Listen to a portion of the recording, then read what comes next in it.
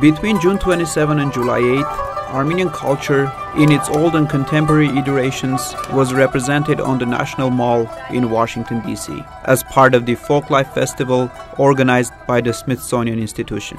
In a city where Armenia is generally associated with the campaigns of genocide recognition and the resolution of the Karabakh conflict, here visitors could interact with a different Armenia by enjoying food, craft, dance, and music that showed how traditional practices create and maintain a culture, both in concept and in form.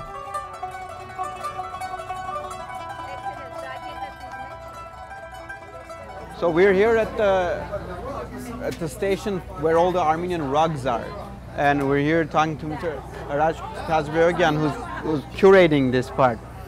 So could you tell us a little bit about what's happening here? What are on display? Who are the people working on the rugs?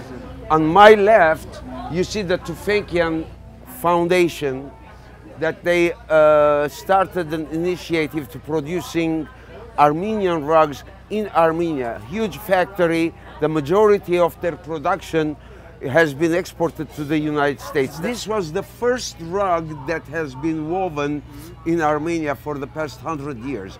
The first silk rugs. What we're doing, we're reintroducing.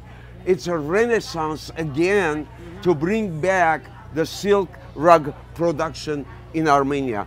This one, it's still on the loom. This represents a 15th century dragon rug, which is almost the same dragon right here in the Textile Museum, the original one.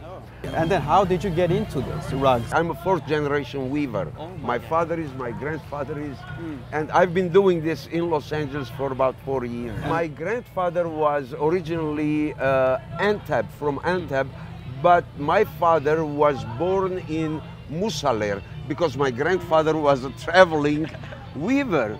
So when he was in Musaler to weave rugs for the Musaler people, that's where my father was born. It's a typical Armenian. Yeah, so I inherited the trade from them and hoping to continue and pass it on to the next generation. We wish you all the success in this. Thank you very much.